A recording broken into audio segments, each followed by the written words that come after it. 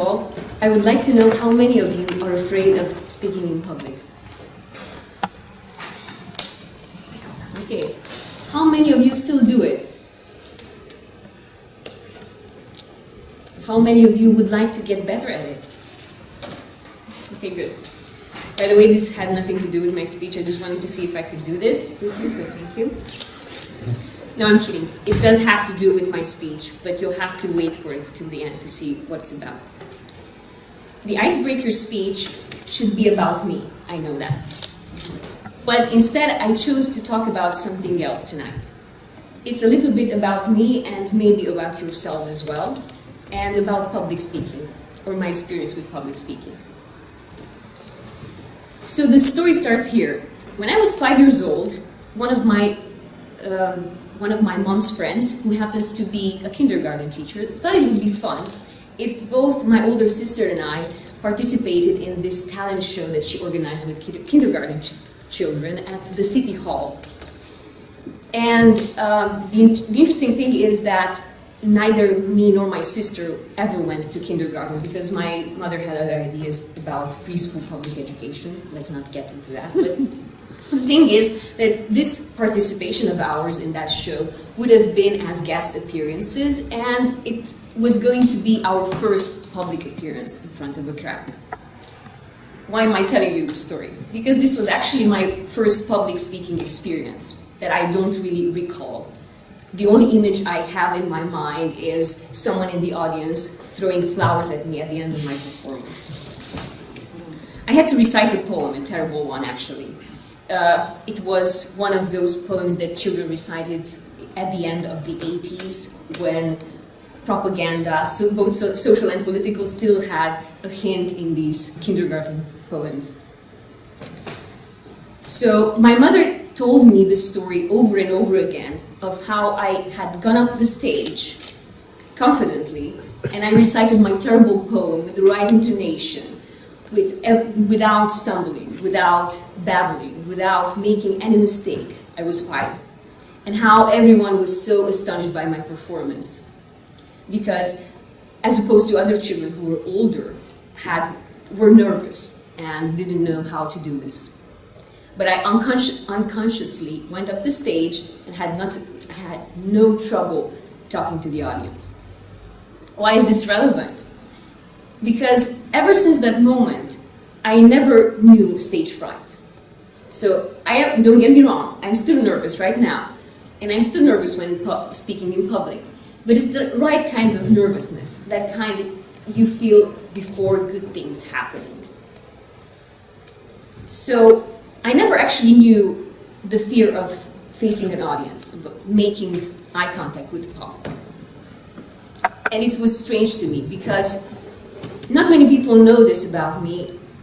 I spent most of my childhood, of my adolescence, and part of my early adulthood as an introverted, shy person who had trouble making contact with other people. You'll see this, you will think this is not true because I may not look that kind of person, but that's actually the truth. If you'll talk to some of my high school colleagues, they will tell you that I was a friendly but very shy person who didn't really open up. So how come somebody who has no troubles talking to an audience have trouble making contact with people on one-on-one encounters? I don't have an explanation for this. Maybe my public speaking abilities are just the fortunate accident of an episode from my childhood that went really well, so I was able to do that all over again. But the thing is, public speaking for me was the way towards really connecting with people on one-on-one. So maybe most of you feel more comfortable talking to people in small groups or one-on-one, and then you move on to being comfortable with speaking to audiences. But for me, it was the other way around. Because public speaking actually teaches you that it's not about yourself, it's about the others. And I applied the same principle when it came to genuinely connecting with people. Once you think of it, it's not about you, it's about the audience. It makes things really, really simple. You're not afraid of the crowd because you know that you're here in order to connect with them. So I guess what I'm trying to say is that what I did in my personal life was forget about this label of mine, this label that I thought of myself as an introverted, shy person, forgot about it, and tried to think of myself as I was on stage and apply that reversely in my personal life. And I guess what I'm trying to say is that breaking the ice, in the end, is breaking it off with whatever label you have given yourself, whatever label that you think characterized you up to that point in your life, just forgetting about it for a moment, and trying to see what it's like to be a little bit different. This is what I think is breaking the ice and coming up in front and connecting with an audience. So at the end of this speech, I would like to propose an exercise for you related to my question before.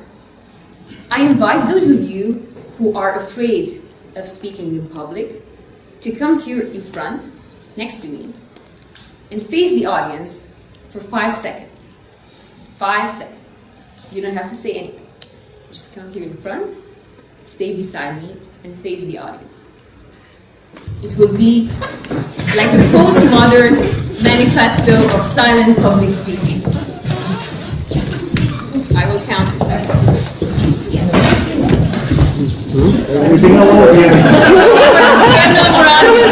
Okay, this is now. Okay. So now you are the audience. Take a good creepy look at the audience. Just face them. See, it's not that scary. Just look into their eyes. Give them your widest smile.